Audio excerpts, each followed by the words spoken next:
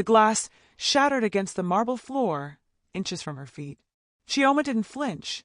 She'd survived Lagos traffic, Seoul winters, and 3 part-time jobs on 4 hours of sleep. A temperamental mafia boss throwing expensive whiskey glasses. That was just Tuesday. Kang Min-jun stood across the room, his cold eyes widening slightly, the first crack in his infamous ice-cold demeanor. No woman had ever stood her ground in his presence. No woman had ever looked him in the eye without trembling. But this black girl with fire in her voice and exhaustion in her bones wasn't like anyone he'd ever met. She was supposed to be invisible, just another maid. Instead, she became the one thing his empire couldn't protect him from, the woman who would make him feel. This is the story of the Mafia king who never opened his heart until she walked through his door. Don't forget to like, subscribe, and comment what you think will happen next. The envelope was too thin. Chioma knew before she even opened it. She stood outside the convenience store where she'd worked night shifts for 8 months, her fingers trembling as she tore the seal. Inside was exactly what she feared, a termination notice and 2 weeks severance pay that wouldn't even cover next month's rent. "I'm sorry, Chioma," Manager Kim had said that morning, unable to meet her eyes. "Corporate is cutting staff across all branches. It's not personal. Everything was personal when you were barely surviving." She walked through Itaewon's crowded streets in a daze, her phone buzzing with messages from her mother in Lagos asking about the money she'd promised to send for her younger brother's school fees. The Seoul autumn air bit through her cheap jacket, and she pulled it tighter, willing herself not to cry on the subway. 3 jobs down to 2. Her tutoring gig barely paid for food, and the weekend restaurant shifts weren't enough to cover rent, utilities, and the remittances her family desperately needed. She'd come to South Korea 3 years ago with a scholarship and big dreams. The degree was finished, but the corporate jobs she'd applied for never materialized. Cultural fit was the phrase they used. She knew what it really meant. By the time she reached her tiny Gazawan room in Sinchon, Chioma had already calculated how many weeks she had before everything fell apart. 6, maybe 7 if she stopped eating properly. Her neighbor, Mrs. Park, was sweeping the hallway when Chioma trudged up the stairs. "You look terrible," the older woman said bluntly in her rough Korean. Mrs. Park had always been direct, one of the few people in Seoul who treated Chioma like a regular person instead of a curiosity. "Lost my job," Chioma replied, too tired to pretend everything was fine. Mrs. Park stopped sweeping and studied her for a long moment. "I might know something. A housekeeping position. Very private employer. Pays extremely well, 3 times the normal rate. Cash." Chioma's exhausted brain perked up. "What's the catch?" "The employer values discretion above everything. You go in, you clean, you leave. You don't ask questions. You don't gossip. You see nothing, you hear nothing." Mrs. Park's expression grew serious. "Can you do that? Does he want me to clean up crime scenes or something?" Chioma tried to joke, but Mrs. Park didn't smile. "I don't ask. But the money is real, and he pays on time. My cousin's daughter worked there for 2 months before she moved to Busan. She bought her mother a new refrigerator with what she earned. Chioma needed that kind of money. She needed it desperately. "Okay. Yes. I'll do it." Mrs. Park nodded and pulled out her phone. "I'll make the call. If he approves, you start tomorrow. Be on time. He hates lateness." That night, Chioma lay in her cramped room, staring at the water-stained ceiling, wondering what kind of man paid triple the going rate for simple housekeeping. Rich businessmen? Probably. Eccentric and demanding? Definitely. She dealt with worse. The next morning, she took 2 buses and a subway line to reach the address Mrs. Park had given her. The neighborhood made her stomach drop. This wasn't just wealthy, this was unconscionably rich. The houses were hidden behind high walls and elaborate gates, the streets so clean they looked photoshopped. The address led her to a massive iron gate with security cameras positioned at multiple angles. Before she could press the intercom, the gate buzzed and swung open smoothly. Someone had been watching. The driveway curved through immaculately maintained gardens, and the mansion that came into view made Chioma stop walking for a moment. It was modern, all glass and steel and sharp angles, sprawling across the property like something from an architecture magazine. This wasn't businessman money. This was something else entirely. A man in a dark suit waited at the entrance. His face was carefully neutral, but his eyes assessed her with professional thoroughness, the kind of look she'd only seen in movies about bodyguards and Secret Service agents. "Miss Okonkwo?" he asked in perfect English. "Yes. I'm Yoon. I manage the household staff. Follow me." The interior was as intimidating as the exterior. Everything was expensive and minimalist: black marble floors, abstract art that probably cost more than her entire education, furniture that looked sculptural rather than comfortable. The silence was oppressive, broken only by the sound of their footsteps. "The rules are simple," Yoon said as they walked through the cavernous space. "You will clean the designated areas on your schedule. You do not enter any room marked with a red door handle. You do not speak to the employer unless he addresses you first. You do not discuss anything you see or hear in this house with anyone outside these walls. If you break any of these rules, your employment will be terminated immediately. Are we clear?" "Crystal," Chioma said, her instincts screaming that she should turn around and run. But 3 times the normal pay, her brother's school fees, her mother's medication. She couldn't afford to run. Yoon handed her a tablet with the day's checklist. "The employer is in a meeting. You'll begin with the West Wing common areas. Cleaning supplies are in the closet marked with a green tag. Stay on schedule." He left her alone in a massive living room with floor-to-ceiling windows overlooking a Zen garden. Chioma exhaled slowly and got to work. The hours passed in relative peace. The house was so clean already that her job felt more like maintenance than actual cleaning. Whoever lived here was obsessively organized. Every book aligned perfectly on the shelves, every surface free of dust or clutter, every piece of furniture positioned with geometric precision. She was polishing a glass coffee table when she heard voices approaching, low, tense, speaking in rapid Korean. Her limited language skills caught only fragments. Shipment, Russians, liability. "You should leave the area," a voice said in English behind her. Chioma turned to find another suited man, younger than Yoon, watching her with hard eyes. "I'm almost finished." "Now," he interrupted, his tone brooking no argument. She gathered her supplies and hurried toward the hallway, but she was disoriented in the massive house. She took a wrong turn, found herself in an unfamiliar corridor, and suddenly stood face to face with a man who made her breath catch in her throat. He was tall, impeccably dressed in black on black, with features so sharp they could have been carved from stone. His hair was styled back from his face, revealing eyes that were absolutely devoid of warmth, dark, calculating, and currently fixed on her with an intensity that made her skin prickle. This had to be the employer, Kang Min-jun. She'd heard Mrs. Park mention the name. "Who are you?" His voice was quiet, controlled, with an underlying danger that made every instinct tell her to apologize and run. But Chioma had been running for 3 years. Running from bill collectors, from landlords, from the exhaustion that never seemed to end. She was too tired to be properly afraid. "The new housekeeper," she said, meeting his gaze. I got turned around. "Which way to the West Wing?" Something flickered in his expression. Surprise, maybe. The men flanking him looked shocked that she'd spoken directly to their boss. "Yoon," Min-jun said, never breaking eye contact with Chioma. "Why is she in this wing?" Yoon appeared from somewhere behind her, bowing deeply. "I apologize, sir. I'll escort her back." "I asked her," Min-jun interrupted, still staring at Chioma. "I took a wrong turn," she repeated, refusing to drop her gaze, even though her heart was hammering. "This house is confusing.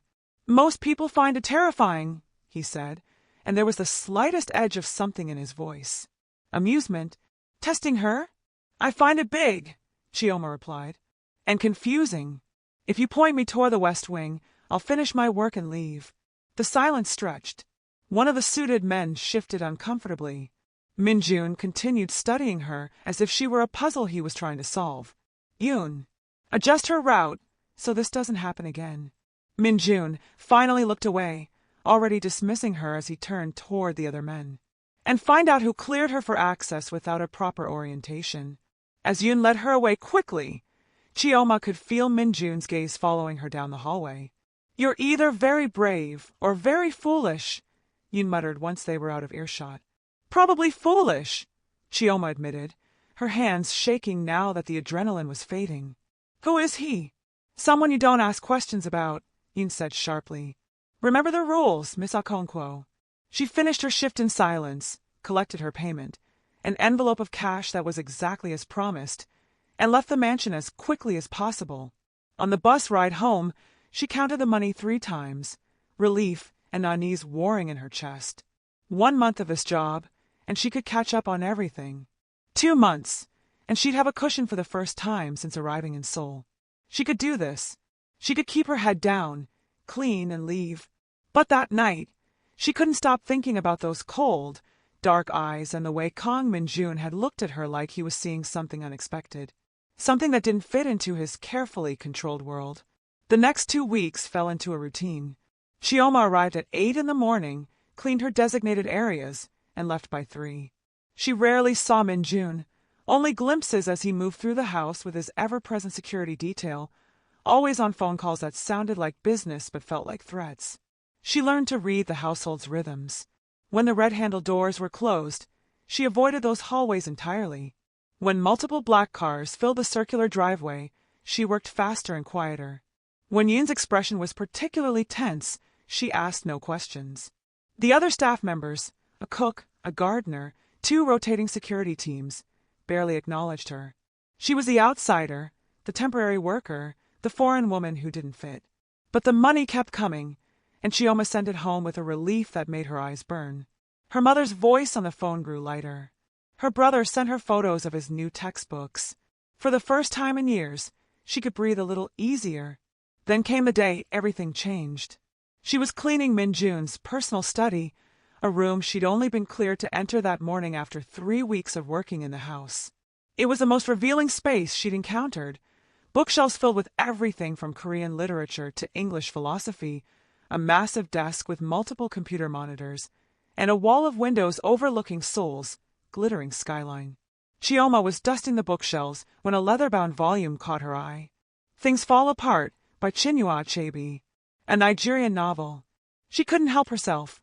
She pulled it from the shelf and opened it, finding notes in the margins written in both Korean and English. "You've read Achebe?" She spun around, clutching the book, to find Min-jun standing in the doorway. She hadn't heard him enter. He moved like a ghost in his own house. Yes. I'm sorry, I shouldn't have. Do you agree with his premise? That colonialism destroyed the social fabric irreparably. Min-jun crossed the room, and Chioma's hands tightened on the book. She could lie, apologize again, put the book back and continue cleaning. That would be the safe choice. I think that's an oversimplification of Achebe's actual argument, she heard herself say instead. He wasn't saying the old ways were perfect. He was saying that violent disruption without understanding destroys communities. There's a difference. Min-jun stopped a few feet away, his expression unreadable. You studied literature, international relations, but I read everything I could get my hands on. Chioma carefully placed the book back on the shelf. I should get back to work. Why are you here? The question was abrupt. Why is someone with a degree in international relations cleaning houses in Seoul? Because international relations degrees don't guarantee international relations jobs, Chioma said, unable to keep the bitterness from her voice. Especially not for someone who looks like me in a country that hasn't quite figured out that black people can be more than English teachers or club dancers. She regretted the words immediately. This man was her employer, and she just essentially criticized his entire country. But Min-jun didn't look offended. If anything, something almost like understanding crossed his features. And yet you stayed. I had debts, responsibilities, family depending on me. Chioma met his gaze. Sometimes you don't get to choose the easy path. No, Min-jun said quietly. Sometimes you don't. The silence between them felt different than before, less like the distance between employer and employee, more like 2 people recognizing something familiar in each other. Sir, your 3 o'clock is here, Yoon's voice called from the hallway, breaking the moment. Min-jun's mask slid back into place instantly. Finish the study. You can return to the regular schedule tomorrow. He left without another word, but Chioma stood frozen by the bookshelf, her heart racing for reasons she didn't want to examine too closely. That evening, as she was preparing to leave, Yoon stopped her at the entrance. Mr. Kang has adjusted your schedule, he said, handing her a new tablet. You'll now clean the study 3 times a week. Chioma looked at the schedule, confusion, and something else, anticipation, curling in her stomach. Did I do something wrong? Quite the opposite, apparently, Yoon said, his expression carefully neutral. Don't read too much into it, Miss Okonkwo. Mr. Kong values competence and intelligence. You demonstrated both. But as Chioma rode the bus home that night, she couldn't shake the feeling that something had fundamentally shifted. She caught the attention of Kong Min-jun, and everyone in that house knew it. The question was whether that attention would save her or destroy her. The following week, Chioma's study cleaning sessions developed their own strange rhythm. Min-jun was there for 3 of them, working silently at his desk while she moved around the room. He didn't speak to her, but she felt his awareness of her presence like electricity in the air. On Friday, she arrived to find him standing by the window, tension evident in every line of his body. Bad day. The words slipped out before she could stop them. He turned, one eyebrow raised. You're observant. You're not exactly hiding it. Your shoulders are up by your ears, and you've been clenching your jaw so hard I'm surprised your teeth haven't cracked. Min-jun blinked, clearly unused to anyone reading his body language, let alone commenting on it. You should focus on your work. Right. Sorry. Chioma went back to dusting, but she could feel his gaze on her. 3 of my business partners betrayed me this week, he said suddenly. They thought they could undermine me without consequences. Chioma paused. This felt like dangerous territory, like he was testing whether she'd ask follow-up questions, whether she'd pry into the business that everyone pretended was legitimate. What did you do? She asked instead. What I had to do. His voice was cold. I reminded them why betraying me is always a fatal mistake. Fatal. The word hung in the air between them. You're not afraid, Min-jun observed, studying her. Most people are terrified when they realize what I am. I figured it out day 1, Chioma said, meeting his eyes. The security, the red doors, the way everyone moves around you like you might explode at any second. You're not a businessman, at least not the legal kind. And yet you stayed. I needed the money. She shrugged. And I've lived through worse fears than a cold man in an expensive suit. Something almost like a smile ghosted across Min-jun's features. A cold man. Aren't you? Chioma challenged. Everyone here acts like you're a robot. No emotions, no warmth, just calculated decisions and ice water in your veins. That's what keeps people alive in my world, Min-jun said quietly. Emotions are weaknesses. Attachments are liabilities. That sounds lonely. The words came out softer than she intended, and Min-jun's expression shifted. Just for a moment, she saw something raw and human beneath the ice. Loneliness is safer than vulnerability, he said finally. Chioma wanted to argue, to tell him that wasn't living, but Yoon appeared in the doorway with a phone pressed to his chest. Sir, it's urgent. The moment shattered. Min-jun's face became unreadable again as he crossed to take the phone, speaking in rapid Korean that Chioma couldn't follow. But she caught the tension in his body, the way his free hand curled into a fist. When he hung up, his eyes found hers with an intensity that made her breath catch. Yoon will drive you home today, he said. And for the foreseeable future. I take the bus.